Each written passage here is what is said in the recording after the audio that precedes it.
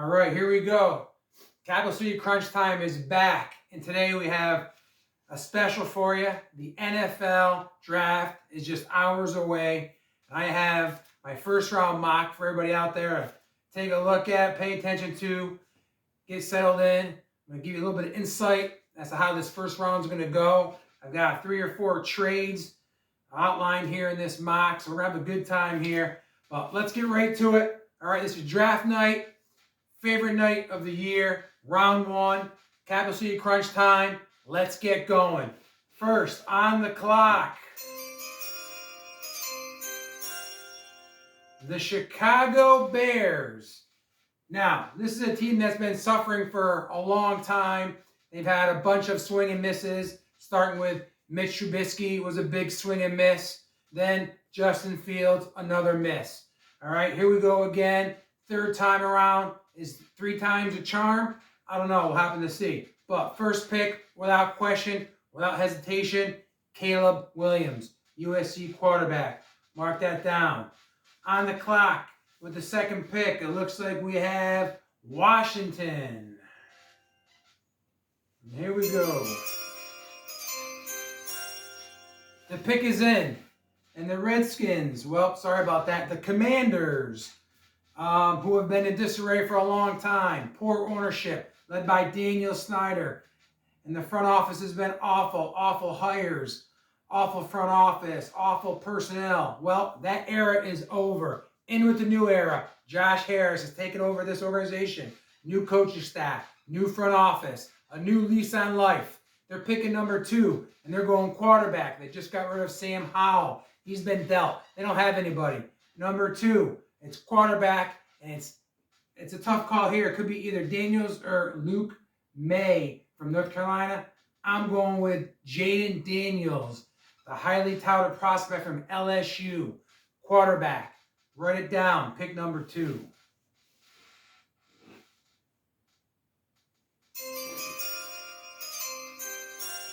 With the third pick in the draft are the New England Patriots. Bill Belichick, his era is over. It's done. Okay, he was only as good as the quarterback he had, and that was Tom Brady. But that era is over. He's been awful. All right, he's gone.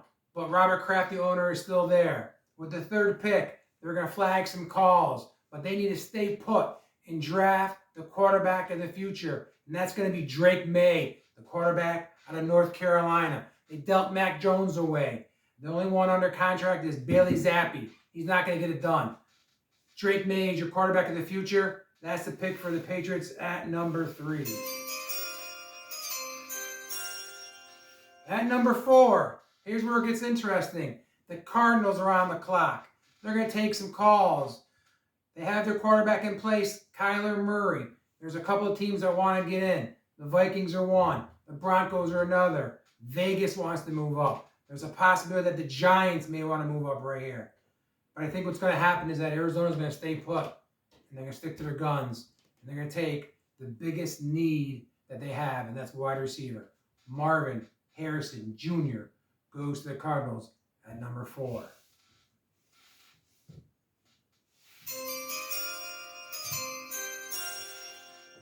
With the 5th pick, it's the Los Angeles Chargers. We have a new regime in place. Jim Harbaugh's in from Michigan. Out is Brandon Staley. They have their quarterback in Justin Herbert. But they're decimated at wide receiver. They need a bookend. We know Harbaugh likes to build in the trenches. We know he likes to pound the football. We know he likes blocking wide receivers. I think the first trade is right here. I've got Minnesota coming up and swapping with the Chargers. Minnesota's on the clock.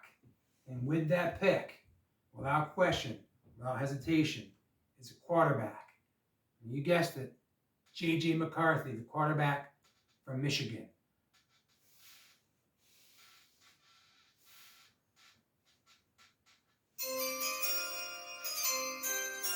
The 6th pick is in. And the Titans couldn't get to the podium fast enough. With the 6th pick, it's tackle from Notre Dame, Joe Alt. It's a need. He's the best tackle in this draft by far. You pair him up now with Skarnowski on the left side.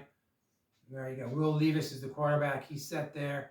They got D-Hop under contract. They paid a king's ransom for the wide receiver formerly from Jacksonville, which is Calvin Ridley. They gave him, I think, like over $90 million. Okay, they brought in Tony Pollard from Dallas. The missing piece here is a dynamic right tackle. He'll probably move to right. They may move Skarnowski to right. Either way, the pick here is Joe Alt. Without question, it's going to be an All-Pro 10 times over in the NFL. Tremendous pick for the Titans. Next up is the New York Football Giants. This is a team who's, again, they've been in disarray for a long time. The quarterback position has lacked for many years. They've had a poor offensive line, poor personnel around the football, offensively, defensively, special teams, poor coaching, poor coordinators. Well, Brian Daboll's there now with my man Joe Schoen. And Schoen is going to put his rubber stamp on this draft. And this is a big draft for Joe Schoen. A couple things they can do here. They can move out of here, slide down a little bit, get some draft capital, okay? Or they can stay put and pick the best player on the board. And their biggest need, aside from quarterback, is wide receiver. So what do you do here? They're flagging calls as we're speaking. But I think the Giants are going to stay put. I know they want to move up in the draft. I know they want to get to the 3 slot. I know they want to get to this 2 slot. I don't see Washington moving out. Certainly not going to trade with the Giants. And I don't see New England moving out. So the Giants are going to have to stay put. And they're going to take the best need that they have, which is wide receiver. And Malik Neighbors from LSU is the pick. I hope the Giants fans like that pick. Next up.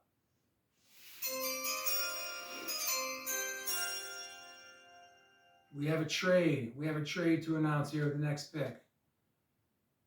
It looks like Vegas are coming up, and Atlanta is moving out. Atlanta's going to move out. They have their quarterback in Kirk Cousins. They have their wide receiver in London. They brought in Darnell Mooney. They have their tight end in Kyle Pitts. They got their big-time running back in Robinson. It's time for Atlanta to move out of there. I think Vegas comes in, and guess what they're going to do? They're going quarterback. Without question, Michael Penix Jr. from the U of Washington is the pick. Let's keep going, folks. We're on a roll. Next up, we have the Chicago Bears. This is their second first-round pick. You've got your quarterback in place with Caleb Williams. They brought in Keenan Allen. He's an aging vet at 32 in a week, often injured, but he's still very productive when he plays. They have the running back DeAndre Swift that they just gave a lot of money to. All right, their missing piece really here is quarterback. They dealt Justin Fields to the Steelers. They brought in, they still have more, DJ Moore to pair him with Allen, but I do believe that wide receiver has to be the pick here. They cannot get cute, fancy, and fresh. It's got to be Odunze, the wide receiver from Washington. Pair him up with Caleb Williams. There you go. Next pick is the New York Football Jets. Another team that's been in disarray for a long time. They can't figure out the quarterback position. They brought in Aaron Rodgers, 40-year-old veteran. He's back, $42 million. They're all in this year with Aaron Rodgers. They brought in half of Green Bay's team last year to surround Aaron Rodgers with, and that didn't pan out. They're paying a lot of money to a lot of players. Alan Lazard comes to mind. They're paying him over $10 million.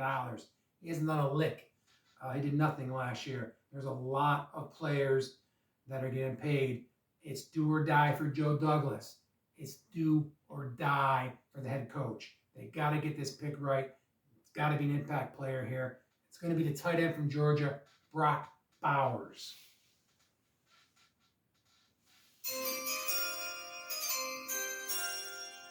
So the Chargers are on the clock. They swap with Washington, so they take the 11th pick here. And again, Jim Harbaugh wants to build into trenches. Well, there's no better way to do it than taking a tackle. And in this case, it's going to be the tackle from Oregon State, Fuaga. He can play guard. He can play right tackle, left guard. He's a mauler. He gets to that second level. He's a road grader. Chargers take Fuaga here at 11.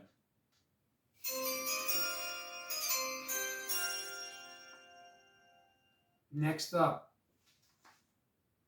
oh, hold on one second. We're at 12. Looks like we got the Broncos at 12. The Broncos are at 12. And it looks like they're going to go with the quarterback from Oregon here, Bo Nix. There's no question in my mind Denver needs a quarterback. They dealt Wilson to the Steelers. They have a massive gap there. They just traded for Zach Wilson. Zach Wilson really, if it's left up to Mr. Payton, they don't want to have him take the field. They need a quarterback here, and it's going to be Bo Nix out of Oregon. It has to be Bo Nix out of Oregon.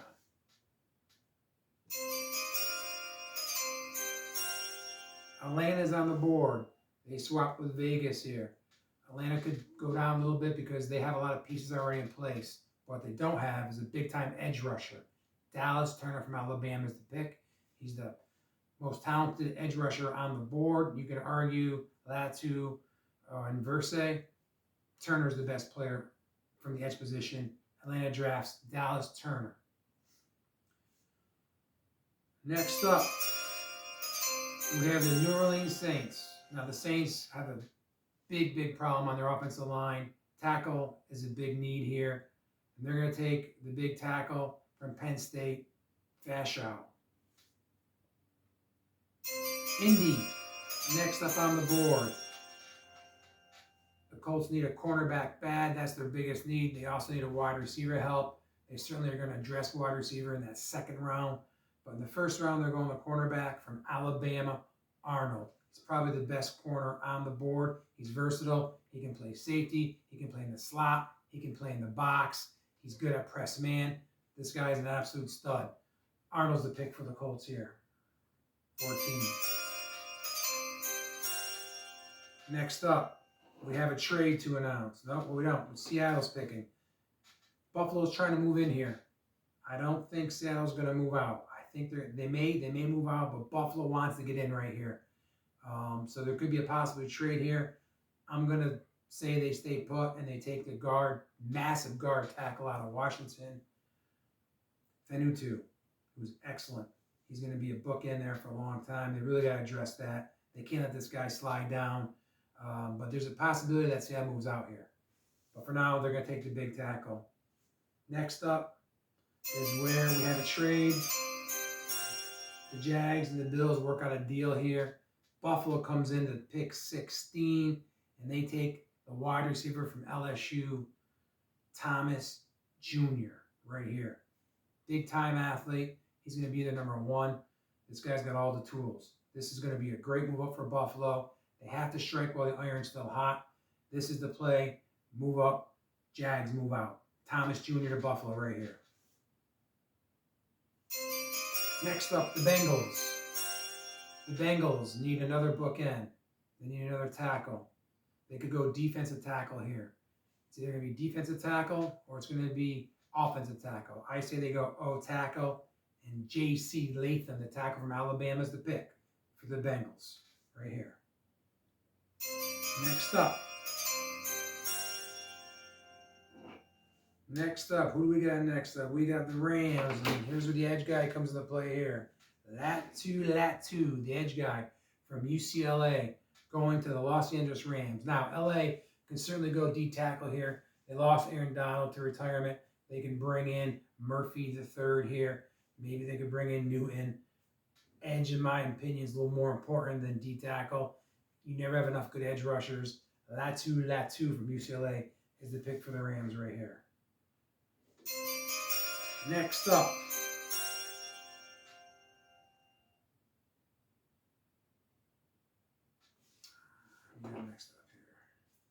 we have the Steelers at 20. The Steelers can go in a number of directions here. They've got Russell Wilson. They've got Justin Fields. They got a very good run game with Harris and Warren. They like to play physical up front. I think, knowing Mike Tomlin, he could take a wide receiver here after they dealt Deion Johnson over to Carolina. They still have Pickens, but I don't think they're going to go wide receiver. I don't think they're going to address wide receiver in the first round. I think they're going to stick to their guns, stick to how they do business. They want to get physical, but it could be tackle here or it could be cornerback. And Arnold may go first, but the second is Quinlan Mitchell from Toledo. Long, he's strong. He's about a sub 4.4. He's a physical corner. This is a perfect fit. Pair him up with last year's first round pick, Jerry Porter Jr. on the other side. Again, Pittsburgh loves to build in the trenches. They love to be physical on the outside. And this is a perfect fit, I feel, in that system. Quinlan Mitchell to the Steelers. Next pick, we have the Dolphins on the clock. Now, Miami can go a couple different ways. They can go interior offensive line. I know that they picked up Brewer in free agent. I know they picked up a guard from Green Bay in free agency, but these guys, I think, are more for depth. So you can draft your center here. You can draft a versatile center guard here. You could go tackle, or you could go edge. You've got Phillips, who's coming off a big injury on the one side. You got Bradley Chubb, who's coming off another injury on the other side. I just think edge rushers are just a little bit more important than any other position other than quarterback. And I think Jared Versay from Florida State is going to be the pick for Miami right here. So I got Versay for Miami. They can address interior offensive line next round. Next up is the Philadelphia Eagles. They addressed a few positions in the offseason. They went out and got that edge rusher Huff from the Jets. They brought back Gardner Johnson to play safety. They could use a linebacker. They could certainly use an interior defensive lineman. Corner, in my opinion, is the biggest need right now. And I think Nate Wiggins from Clemson is the pick for Philly. 6'1", runs a sub 4.39. He's an incredibly gifted athlete. You can leave him out on an island. I think that's a great pick for Philadelphia right here. Nate Wiggins is the pick.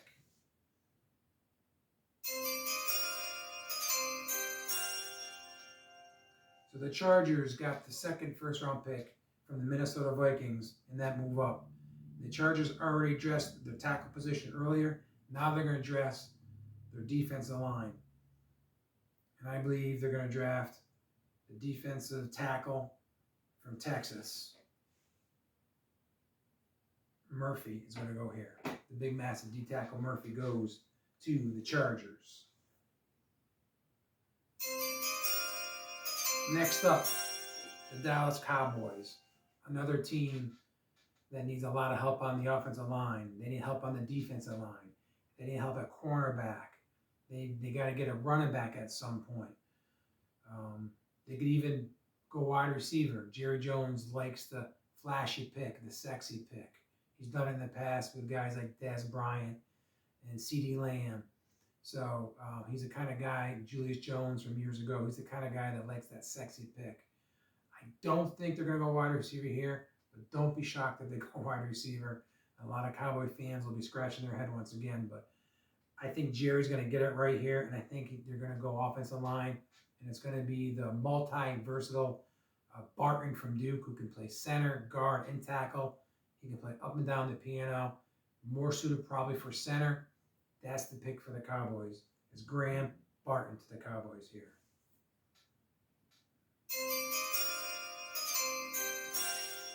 Next up is the Green Bay Packers.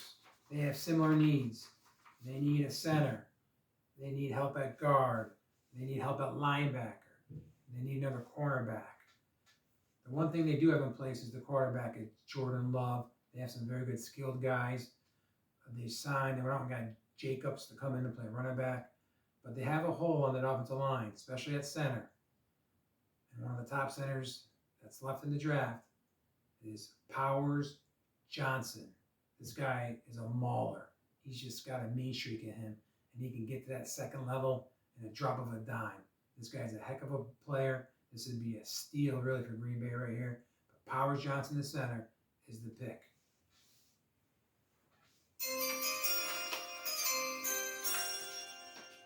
Next up is Tampa Bay. Tampa Bay have some issues as well. They have issues on the edge. They have issues at linebacker. They need another cornerback. They do have their quarterback in place. Mayfield just signed a $100 million contract in the offseason. He's back. Godwin is back. They re-signed Mike Evans. He's back. This team is good. They're ready to go.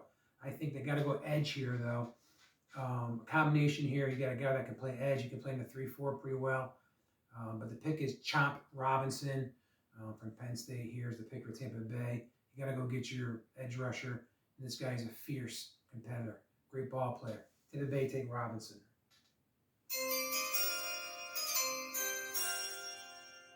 Arizona's back on the clock. It's their second first-round pick of the draft. They also need an edge rusher.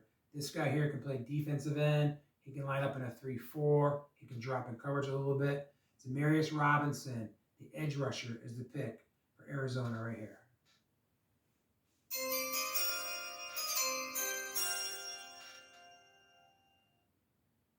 Next up, what do we have next up here? We have Jacksonville on the clock. I wish I could read my handwriting. Jacksonville, they traded out with Buffalo. They took their 28th pick. They got another second and probably a fourth. It's a great move for Jacksonville. They need help at cornerback. Certainly interior offensive line is another need. But I think they're going to go with Rakestraw Jr., the cornerback here at 28. Next up, Detroit. Detroit's on the clock. They need a cornerback help. And for me, it's pretty easy. Kool-Aid McKinstry, the cornerback from Alabama, is the pick for Detroit at 29.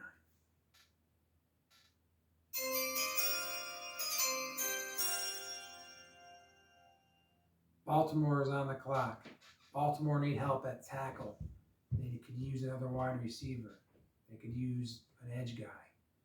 But I think they're going to stick to the trenches. And they're going to take the offensive tackle from Georgia. Mims is the play here for Baltimore.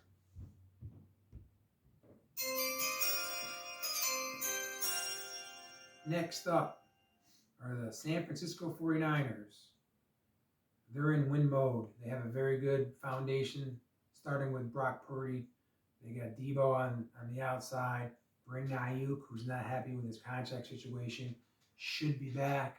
They still got Kittle. I think you got to look at a wide receiver here just because of the unsettledness with Ayuk, and they could really use a guy that can stretch it pretty good. Donnie Mitchell from Texas really comes to mind here. He can take the top off that secondary, stretch it pretty good for a guy like Samuel that can work underneath more. And even with Brandon Ayuk still in the picture, that's a great 3 wide receiver set there, and Kittle as your tight end. They're going to be really tough. So I like a Donnie Mitchell here. San Fran could go tackle here. That's a possibility. But I just like Mitchell here. It's a good play for them at 31.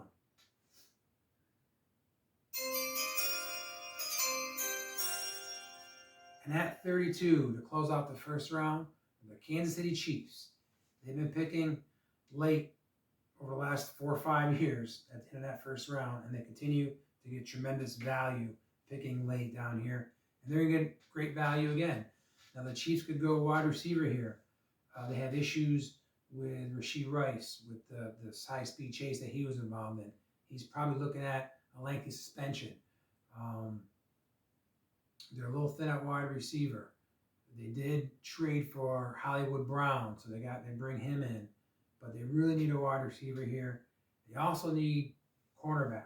They traded away Lyman Snead, one of the top corners in football last couple of years. They traded him away. So they have a big gap at corner. They have a big gap at wide receiver. It's going to be one of those positions. I'm going to say they go corner here with a multi-versatile corner from Iowa, and that's Cooper DeJean. He can play corner. He's probably more suited for safety in the NFL, but it gives you a guy that can play anywhere in that back end. He's physical, he's big, he's strong, he's fast. This is a great pick for Kansas City. To get this guy at 32 is really tremendous. So I like that pick, but they could go wide receiver. All right. So there you have it. That's the first round mock. Capital City Crunch Times. First round mock. Hope you guys enjoyed the draft tonight. It's going to be a fantastic evening. It's going to be a lot of fun. You're going to see some movement, especially in that early first round. You may, and I do believe Buffalo's going to move up. I really think if Thomas Jr. is there in that 14 to 16, 17 range, I think Buffalo's going to move up. I think they have to, without question. So enjoy the night. We'll break this down. All right, shortly. We'll go over everything, and then we'll talk about, of course, our New York teams post-draft and kind of tie everything together and get ready for spring practice. All right, thanks for watching. Take care. We'll talk to you soon. Peace.